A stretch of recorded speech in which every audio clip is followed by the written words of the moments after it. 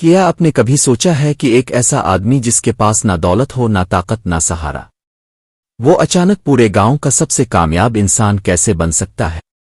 یہ کہانی ہے ایک ایسے انسان کی جس کے پاس دنیا میں صرف ایک ہی سچا ساتھی تھا، اس کا وفادار کتا۔ ایک چھوٹے سے گاؤں میں ندیم نام کا ایک غریب آدمی رہتا تھا۔ اس کا گھر مٹی کا بنا ہوا تھا اور زندگی انتہائی سادہ تھی۔ اس کے پاس نہ زمین تھی، نہ کاروبار، نہ کوئی خاص سہولت۔ بس ایک چیز تھی جس پر وہ فخر کرتا تھا، اس کا کتا برونو۔ ہر صبح سورج نکلنے سے پہلے ندیم جنگل کی طرف نکل جاتا۔ وہ درختوں کی سوکھی شاخیں کاٹتا، انہیں باندھ کر گٹھا بناتا اور بازار میں بیچ دیتا۔ پورا دن محنت کرنے کے بعد بھی اسے اتنے پیسے مشکل سے ملتے کہ وہ ایک وقت کی روٹی خرید سکے۔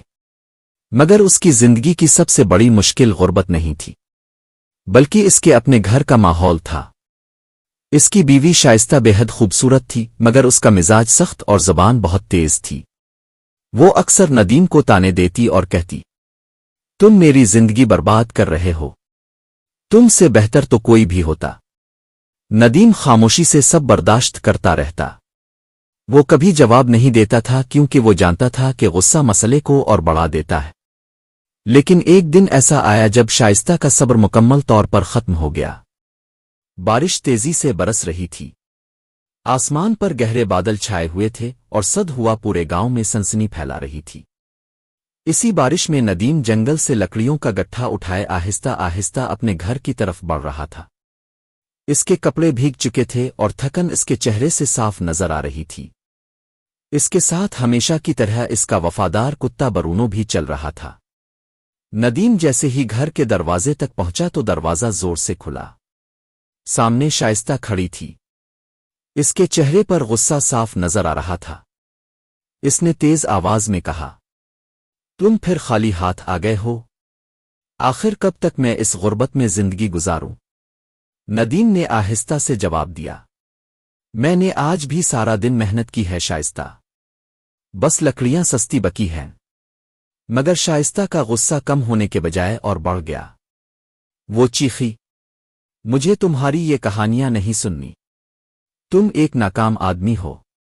ندیم خاموش کھڑا رہا۔ وہ جانتا تھا کہ بحث کرنے سے حالات اور خراب ہو جائیں گے۔ اچانک شائستہ نے دروازے کی طرف اشارہ کیا اور سخت لہجے میں کہا، بس بہت ہو گیا، نکل جاؤ میرے گھر سے، مجھے تم جیسے بدقسمت آدمی کے ساتھ نہیں رہنا۔ یہ سن کر ندیم کے قدم جیسے زمین میں جم گئے۔ اس نے دھیمی آواز میں کہا، شائستہ، میں کہاں جاؤں گا؟ شائستہ نے طنزیہ ہنسی کے ساتھ جواب دیا، جہاں چاہو چلے جاؤ، اپنے کتے برونوں کے ساتھ، وہ تم سے زیادہ وفادار ہے۔ یہ الفاظ سن کر ندیم کی آنکھوں میں آنسو آ گئے۔ اس نے خاموشی سے لکڑیوں کا گٹھا زمین پر رکھا اور بغیر کچھ کہے گھر سے باہر نکل گیا۔ برونو فوراً اس کے پیچھے چل پڑا۔ ندیم گاؤں کی سنسان گلیوں میں چلتا جا رہا تھا اور اسے بالکل اندازہ نہیں تھا کہ یہی رات اس کی زندگی کو ہمیشہ کے لیے بدلنے والی ہے۔ بارش اب بھی تھم نہیں رہی تھی، گاؤں کی گلیاں سنسان تھیں اور ٹھنڈی ہوا چل رہی تھی۔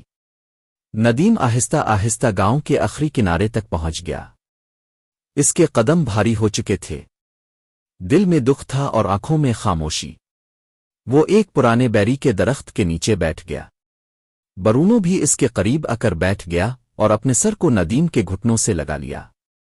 ندیم نے آسمان کی طرف دیکھا، بارش کے قطرے اس کے چہرے پر گر رہے تھے۔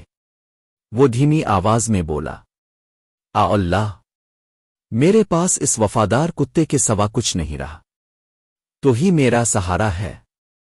کچھ دیر وہ وہیں بیٹھا رہا، پھر سردی بڑھنے لگی۔ ندیم نے برونو کے سر پر ہاتھ پھیرا اور کہا، یہاں بیٹھنے سے بہتر ہے ہم کہیں پناہ ڈھونڈ لیں۔ دونوں جنگل کی طرف چل پڑے۔ چلتے چلتے انہیں دور ایک پرانی ویران کٹیا نظر آئی۔ دروازہ ٹوٹا ہوا تھا اور دیواریں بھی بہت پرانی لگ رہی تھیں۔ ندیم آہستہ سے اندر داخل ہوا۔ اندر اندھیرا تھا مگر کم از کم بارش سے بچنے کی جگہ تھی۔ اس نے ارد گرد سے کچھ سوکھی لکڑیاں جمع کیں اور آگ جلائی۔ آگ کی روشنی سے کٹیا میں ہلکی سی گرمی پھیل گئی۔ ندیم تھکا ہوا زمین پر بیٹھ گیا اور برونو کو دیکھ کر مسکرایا۔ برونو، غربت ہمیں نہیں ہرا سکتی جب تک ہم ہمت نہیں ہارتے۔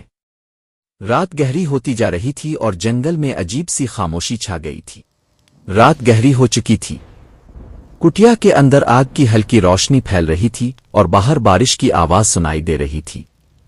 اچانک برونو ایک کونے کی طرف زور زور سے غرو آنے لگا۔ ندیم چونک گیا۔ اس نے فوراً جلتی ہوئی لکڑی اٹھائی اور آہستہ آہستہ اس طرف بڑھا۔ برونو، وہاں کیا ہے؟ برونو زمین کو اپنے پنجوں سے کھودنے لگا۔ ندیم نے بھی جھک کر مٹی ہٹانا شروع کی۔ کچھ ہی دیر میں اس کے ہاتھ کسی سخت چیز سے ٹکرائے۔ اس کا دل زور سے دھڑکنے لگا۔ یہ کیا ہو سکتا ہے؟ اس نے مزید مٹی صاف کی تو ایک پرانا لکڑی کا صندوق نظر آیا جس پر لوہے کی پٹیاں لگی ہوئی تھیں۔ صندوق بہت پرانا تھا اور اس پر زنگ لگا ہوا تھا۔ ندیم کے ہاتھ کانپنے لگے۔ اللہ! یہ کیا ہے؟ اس نے ایک پتھر اٹھایا اور زور سے تالا توڑنے کی کوشش کی۔ پہلا وار ناکام ہوا، دوسرا وار بھی، لیکن تیسرے وار میں تالا ٹوٹ گیا۔ ندیم نے آہستہ سے صندوق کھولا اور اگلے ہی لمحے اس کی آنکھیں حیرت سے پھیل گئیں۔ صندوق سونے کے سکوں، قیمتی زیورات اور چمکتے ہوئے خزانے سے بھرا ہوا تھا۔ آگ کی روشنی میں سونا چمک رہا تھا، جیسے خواب حقیقت بن گیا ہو۔ ندیم کے ہونٹ کانپنے لگے۔ کیا یہ سچ ہے؟ میں خواب دیکھ رہا ہوں؟ اس کی آنکھوں سے آنسو نکل آئے۔ برونو خوشی سے اس کے ارد گرد گھومنے لگا۔ اسی لمحے ندیم کی زندگی ہمیشہ کے لیے بدل چکی تھی۔ کٹیا کے اندر خاموشی چھا گئی تھی، لیکن یہ خاموشی زیادہ دیر قائم نہ رہ سکی۔ اچانک دروازے کے باہر کسی کے قدموں کی آہٹ سنائی دی۔ ندیم کا دل زور زور سے دھڑکنے لگا۔ برونو فوراً کھڑا ہو گیا اور دروازے کی طرف دیکھ کر غرو آنے لگا۔ ندیم نے آہستہ سے سر اٹھایا اور اندھیرے دروازے کی طرف دیکھنے لگا۔ کون ہو سکتا ہے اس وقت؟ قدموں کی آواز اب اور قریب آ رہی تھی۔ کٹیا کے دروازے پر ایک سایہ ظاہر ہوا اور اگلے ہی لمحے ایک اجنبی شخص اندر داخل ہوا۔ اس کا چہرہ آدھا اندھیرے میں چھپا ہوا تھا، لیکن اس کی نظریں سیدھا خزانے پر جمی ہوئی تھیں۔ ندیم فوراً سمجھ گیا، یہ شخص یہاں اتفاق سے نہیں آیا تھا۔ برونو زور سے بھونکنے لگا اور اس آدمی کے سامنے کھڑا ہو گیا۔ اجنبی آدمی نے ہلکی سی مسکراہٹ کے ساتھ کہا، لگتا ہے تمہیں کچھ بہت قیمتی چیز مل گئی ہے۔ ندیم کے چہرے پر خوف اور ہمت دونوں نظر آ رہے تھے۔ اس نے مضبوطی سے کہا، یہ میرا ہے، میں اسے کسی کو نہیں دوں گا۔ کٹیا کے اندر ماحول کشیدہ ہو چکا تھا۔ ایک طرف ایک غریب مگر بہادر انسان اور دوسری طرف ایک خطرناک اجنبی، اور ان کے درمیان ایک خزانہ۔ اب کیا ہوگا؟